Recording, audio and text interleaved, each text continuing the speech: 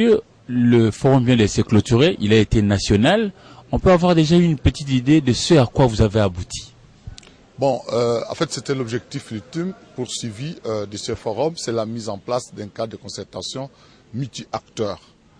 Vous savez qu'il y avait toujours une crise d'interlocuteurs constatée, que ce soit du côté des partenaires étatiques, mais aussi bi- et multilatéraux. Et il a été urgent et nécessaire pour nous, acteurs de la société civile, qu'on trouve un cadre de dialogue, un cadre d'espace pour converger nos vies pour des questions stratégiques et d'ordre national. Et donc, c'est fait aujourd'hui.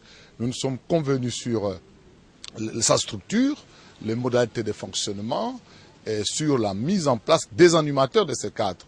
Et donc, nous sommes très très satisfaits parce que bien entendu qu'on a travaillé durement pendant 4 jours, mais au moins on a atteint l'objectif et nous pensons que la société civile du Congo vient de prendre une nouvelle direction pour apporter une bonne contribution pour le développement de notre pays. Je ne sais pas si ça sera toujours à vous de reprendre, mais cette fois-là, on va prendre quelqu'un d'autre. Le Congo-Kinshasa est très grand. Des bananes à Zongo, de là à Faradje, Sakanya, revenir au centre, c'est trop grand. Quelle est l'idée que vous avez déjà en rentrant une fois sur le terrain dans nos différentes provinces? Effectivement, en rentrant dans nos provinces respectives, nous allons faire d'abord la restitution à nos bases qui nous attendent au niveau des provinces. Nous allons aussi restructurer pour les provinces qui n'ont pas encore restructuré la société civile pour que nous puissions nous imprégner de la philosophie du cadre de concertation. Nous devons aussi secouer nos gouvernements provinciaux pour que dans tout ce qu'ils vont faire, dans tout ce qu'ils feront, que la société civile soit un partenaire le plus important qu'ils vont privilégier, puisqu'ils ne peuvent pas développer nos provinces sans que la société civile puisse prendre part dans tout ce qu'ils auront à faire comme activité. Et nous allons aussi plaider pour que la guerre qui s'éternise au niveau de l'Est de notre pays puisse se terminer, puisque ça nous fait mal de voir des millions et des millions de Congolais qui meurent chaque jour et que le gouvernement ne soit pas en mesure de booster dehors tous ses ennemis. C'est comme ça, à travers nos provinces, à travers nos gouverneurs, à travers nos assemblées provinciaux, nous allons faire des plaidoyers pour que les efforts soient mis de façon à ce que la guerre de l'Est puisse prendre fin et que la paix rentre au pays. Pas seulement à l'Est, cette fois-là, ça sera la troisième question, mais je ne sais pas qui va aussi répondre. Nous avons tous un rendez-vous important, les concertations ou dialogues à venir. Je ne sais pas, tout le monde ne va pas y participer certainement, ça sera des quotas. Mais lorsque vous y serez, ça sera quoi votre point de vue pour que justement règne la paix? Pas seulement pour l'Est, mais pour l'ensemble du territoire national. Qui pourra y répondre?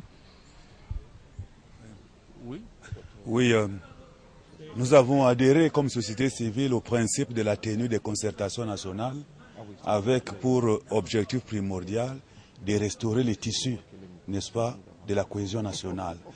Et vous savez que la société civile, c'est la population. Nous sommes à la fois consommateurs des actes qui vont sortir de ces assises et donc nous avons l'obligation de nous impliquer au plus haut degré pour que ces concertations puissent permettre à la République démocratique du Congo de revenir à un état normal. Parce que vous savez, notre vulnérabilité est telle que vraiment le Congo a perdu la position qui était la sienne il y a quelques années. Donc nous allons nous impliquer totalement comme acteurs pour que finalement la population puisse trouver son compte à l'issue de la tenue de ces concertations nationales.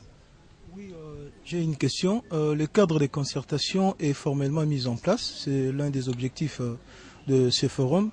Mais on ne comprend pas, on dirait qu'il y a quelque chose qui bloque parce que jusqu'à présent, on ne connaît pas encore les noms des animateurs alors que ça pouvait se faire automatiquement. Est-ce qu'il y a un blocage à ce niveau-là?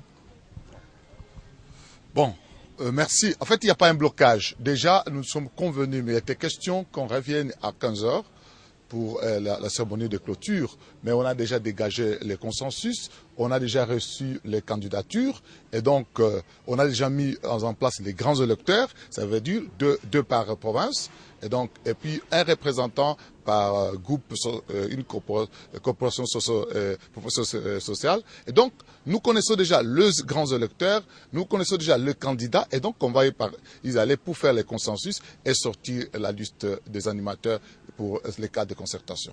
Vous nous promettez que dans 48 heures... C'est trop, dans moins de 24 heures. Donc, on va avoir le nom des animateurs. Est-ce qu'il n'y aura pas un bras de fer avec les gouvernements provinciaux? Parce que nous savons très bien, si vous n'êtes pas de rien avec ceux qui sont à l'intérieur, vous ne travaillez pas pour la Mali, que nous les connaissons aussi très bien. Est-ce qu'il n'y aura pas un bras de fer? Il ne peut pas avoir bras de fer. En fait, ce ne sont pas les acteurs étatiques, c'est-à-dire les gouverneurs, les collègues vont compléter, qui mettent en place la société civile. Quand c'est ici, il y a entorse. Par contre, nous sommes des partenaires. Il est question maintenant de définir les modalités pratiques de collaboration avec les exécutifs provinciaux et les gouvernements au niveau national. En fait, c'est là le problème. Donc, nous ne dépendons pas de la volonté des gouverneurs.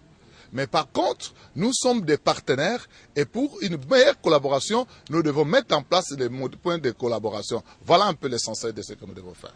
Nous voulons terminer, mais cette fois-là, nous souhaitons que vous parliez cette fois en lingala.